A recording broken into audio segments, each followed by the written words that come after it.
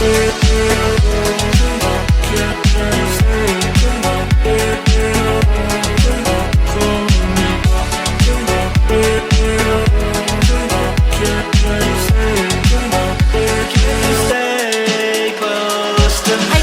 back to my channel. So today's look is going to be this look right here. It's this black, brown, smoky sort of festive look. I seen this little glitter that I had in my collection and I think it's from Glitter Express. It's like a black chunky glitter and I just wanted to use it. This makeup look is a very heavy full glam, and I have also went a couple of shades darker with my foundation just because if I was wearing fake tan and stuff, this is kind of how dark I would be. But you do not have to go this dark if you do not want to, but I have just done this for the sake of this video, so that's why I've went a couple of shades darker with this, just so that I wasn't as pale. But yeah, this is a look that we are doing today. I hope you guys like it. Stay tuned and see how this has been done. So first off, I'm just going in with this e.l.f. matte putty primer. This primer is fantastic if you have large pores like myself. Then I'm just going in with this Louise base, and this is in shade Rumor 1, and I'm just applying this with a Peaches PC52 brush, and I'm just laying that down on the eyelids. Then I'm going in with, this is actually a Beauty Bay brush and it's just the best angle brush, and I'm just sort of blending that all out. This is just going to be the base for my eyeshadow.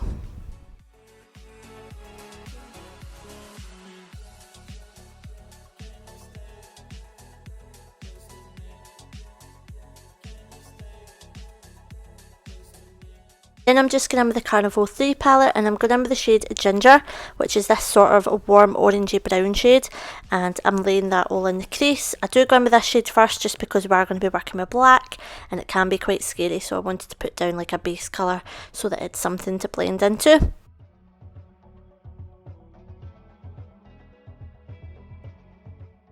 Absolutely love this palette. It is phenomenal. If you do not own it, you need to try it. Honestly, it's fantastic. I'm also just blending this out with a Peaches PC47 brush, and I'm also now just going to go in with the shade Coca, and I'm going in with a Peaches PC38 brush with that shade, and I'm just deepening up the crease, blending out the edges again, and I'm blending them out with a PC22 brush. I do spend a little bit of time on this, so I just wanted to make sure that you guys knew that I do actually spend quite a bit of time blending this out and stuff, but I have edited the majority of it out just so that the video isn't too long. Now I'm just going in with a Morphe brush. This one is the Morphe E10 brush, and I'm going in with the shade Black Beach, which is a pure black.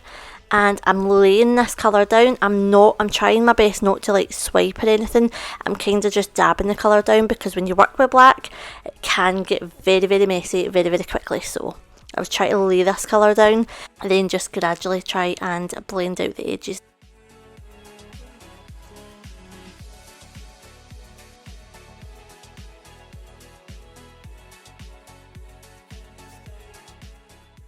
I'm also going in with a Morphe M222 brush just to kind of blend out the edges a little bit. It's a little bit more pointier. And I'm also going in with a Morphe M515 small detail brush. And that's just kind of keeping that black where I want to keep it without blending it out too much and making it look too mucky.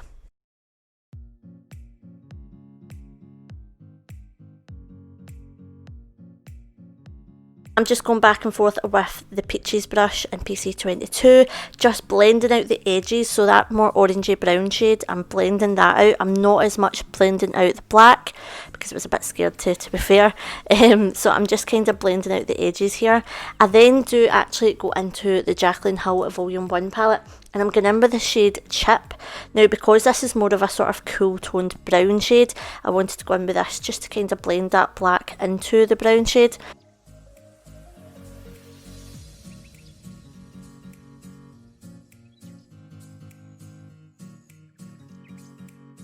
I'm just going in with the Barry M glitter glue. This glitter glue is phenomenal. If you need it for like pigments or glitter, it is fantastic, honestly, and it is so affordable. It's like $3.99 or something as well, so if you're looking for a good glitter glue, I highly recommend this one.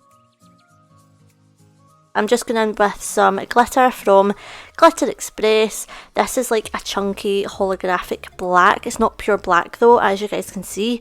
It does have a little sort of holographic shifts, and I thought I'll just put this on top. That's also why I wasn't being particularly neat with the colour underneath, because I was just going to put glitter on top. I'm just going in with my lashes. These ones are in the shade, or shall I say style, Drama. And I've also just used the dual lash glue for this. This one is the quick set one that's got like a little applicator. It's not the brush, but it's like the little hard applicator. It's really, really good. It sticks really, really quickly, and they are on there, trust me. Definitely better than the green dual lash glue.